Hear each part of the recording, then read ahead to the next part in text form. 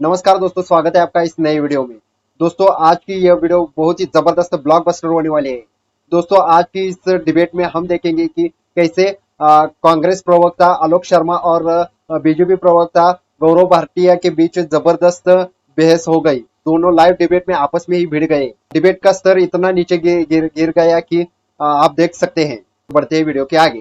सवाल यह है जो मैं उठाने जा रहा हूं, आप बताइए जब न्यूज क्लिक पे छापा पड़ा तो उसको अभिव्यक्ति की आजादी के साथ क्यों जोड़ा गया? क्योंकि तब भी यह बात आई थी कि यह विदेशी फंडिंग है भारत को बदनाम करने के लिए। रणदीप सुरजेवाला का ट्वीट आया, दिग्विजय सिंह का ट्वीट आया, अभिषेक सिंघवी ने तो यहां तक कह दिया कि यह फेक न्यूज हमारा आईटी सेल चला रहा है। और इनकी साथी है सुप्रिया श्रीनेत, उन्होंने कह दिया कि लोकतंत्र का जो है गला घोटा जाता है और independent voices and fair thought can't be suppressed mister Modi. 4 बड़े नेताओं के नाम मैंने बता दिए। क्या ये पूछा नहीं जाएगा? ईडी अपना काम कर रही थी, ठीक है, और खलबली और घबराहट अगर चीन में थी तो उससे ज्यादा कांग्रेस हेडक्वार्टर में थी।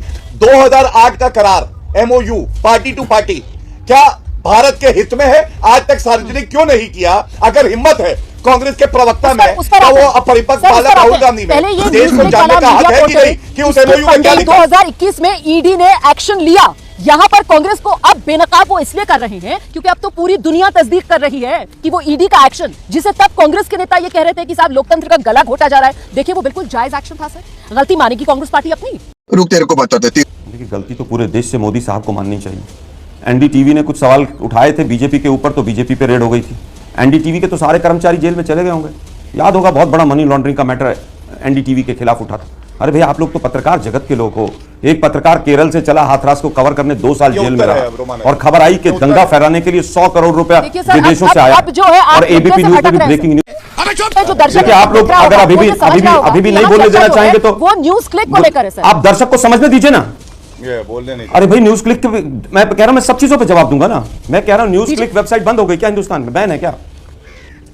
जवाब है क्या?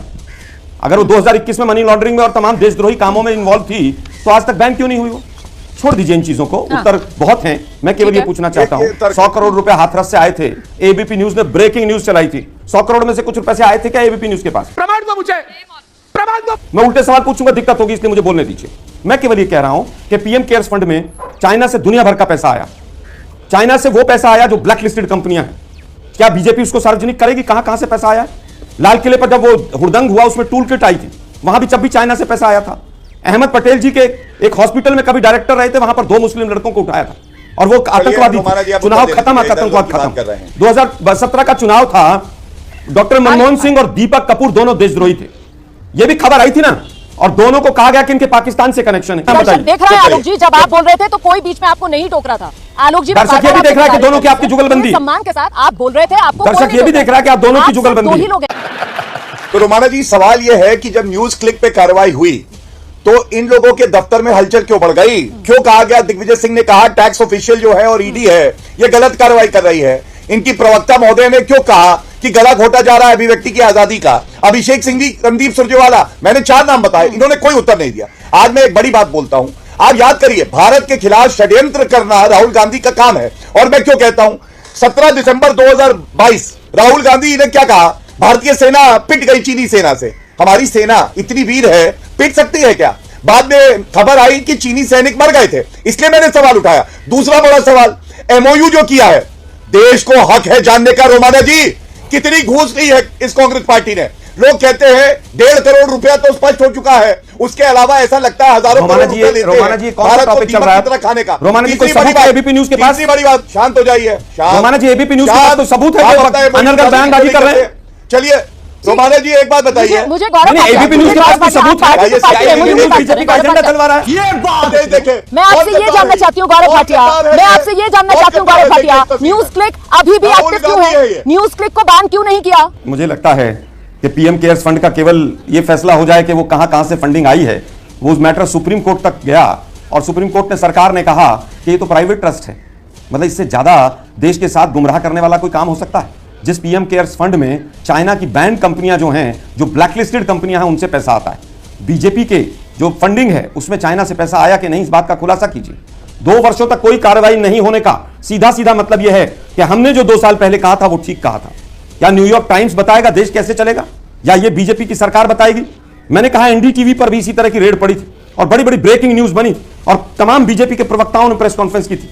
एनडीटीवी का क्या हुआ? जी, आप मैं क्या तो अभी भी कहूंगा। ये कह रहे हैं कि साहब न्यूज क्लिक जो है कोई चीनी पैसा उसमें नहीं लगा है? क्या आप ये स्टैंड यहां पर कांग्रेस पार्टी का रख रहे हैं?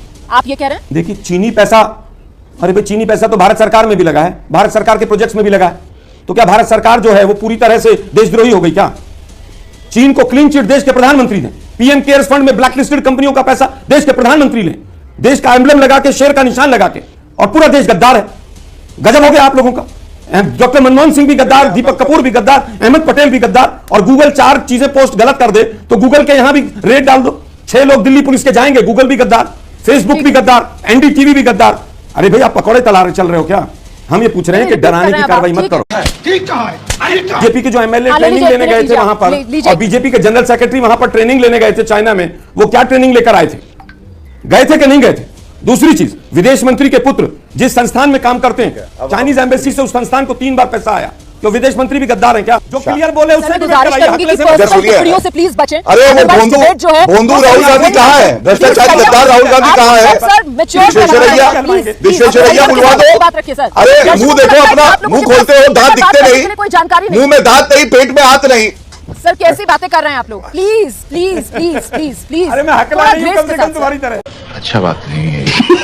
अरे विश्वेश्वरैया नहीं बोल पाए थे, तुम्हारा हकलू राहुल गांधी हकलाता भी है, तुतलाता भी है। लॉलीपॉप खिलाओ, लॉलीपॉप। गद्दार राहुल को दिखाइए, आस्तीन का सांप राहुल है ये सार्वजनिक क्यों नहीं करती? क्या आप तक दमखम नहीं है रोमाना जी? क्या जड़ में राहुल गांधी है? सार्वजनिक क्यों नहीं करते? क्या जड़ में राहुल गांधी है? रोमाना जी, राहुल किसी भी गांधी की सांसद को वापसी से गद्दार कहना बीजेपी सार्वजनिक क्यों नहीं करती? क्या जड़ में राहुल गांधी है? राहुल गांधी की वापसी से बीजेपी बौखला गई है क्या? आज एक बड़बोला जो गिलास तो हो गए। है किसी सांसद अरे को गद्दार कह रहा है। देखिए, मैं बिल्कुल कुछ नहीं सुन पा रही हूं। मुझे लगता है बीजेपी की बौखलाहट यह है कि बीजेपी पूरी तरह से बौखला गई। कुछ अनपढ़ टाइप प्रवक्ता जो हैं आज राहुल गांधी जी को गद्दार कह रहे हैं। देखिए कितना डर है इनके अंदर, और वो भी एबीपी न्यूज पर। और एबीपी न्यूज एक प्रतिष्ठित न्यूज चैनल है। मैं समझता हूं एबीपी न्यूज को उसको खंडित करना चाहिए। कम से कम शो के बाद कर दीजिएगा रोमाना जी। देखिए रोमाना जी, मैं इतना ही कहूंगा, कोई व्यक्तिगत टिप्पणी करता है तो ये उसका ओछापन है, और चपरासी की नौकरी ना दे कोई इन लोगों को। हाँ आके ये सब अपशब्द बोलते हैं, लेकिन आज की चर्चा में अब आगे बढ़ता हूँ। ये क्या मैं आपको ये क्या ये बकवास जरूर कर रहा है कहूंगा, बदतमीज आदमी? रोमाना जी, आपने एक चपरासी और की बात नौकरी कही, तेरे यहाँ आपने मांगने कहा जाते क्या हम? शराब अरे जैसे चपरासी हम अपने घर पे रखते हैं। सर प्लीज सर बदतमीज आदमी। प्लीज शराब सर भाषा की मर्यादा बनाकर रखिए। ये चपरासी कह रहा है, मर्यादा चपरासी बनाकर कह रखिए। रोमाना जी आप इसको देखो, चेक कीजिए। कहिए, क्या होगा मैं चपरासी? बताना चाहता था। आप लोग राष्ट्रीय दलों के प्रवक्ता हैं सर, प्लीज भाषा की मर्यादा बनाकर रखिए। दर्शक देख तो जब रहे वो हैं। व्यक्तिगत टिप्पणी कर रहे थे तो आप सो रही थी रोमाना जी, कोई बोलेगा तो सुनेगा। जब उन्होंने व्यक्तिगत कोई बोलेगा तो सुनेगा। प्लीज प्लीज प्लीज आप हाँ। बैन कर रहे थे न्यूज क्लिक को।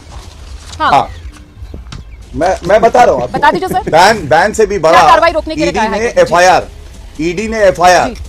हाँ, वो हंस रहा है, कोई उसकी खिसियाई हंसी देख रहे हैं, खिसियाई बिल्ली खंबा नोचे है, उसको ये बताइए। नहीं, अरे बैंक का ऑर्डर है तो बैंक का ऑर्डर दिखाइए ना रोमाना जी, पूछ एफआईआर रही पे है। उसके बाद अरेस्ट होती है। अरे भाई बैन कर रहे थे तो बैंक का ऑर्डर दिखाइए। अरे तो नहीं होना कोर्सिव चाहिए। होता है, हाई कोर्ट बोलना तो सीख 2021 लो। में लेता है, आज तक आप सुप्रीम कोर्ट क्यों नहीं गए उसके खिलाफ? कोर्सिव होता है। अरे भाई वो सुन लो, भाई कोर्सिव। सुन। बोलना अरे तो भाई सीख अनपढ़ लो। आप हैं, हकले महोदय आप हैं। मैं केवल ये कहना चाहूंगा कि हकले लोग बोलना ना सिखाएं हमें। दोस्तों आज की इस वीडियो में कौन किस पर भारी है हमें कमेंट में जरूर बताइएगा।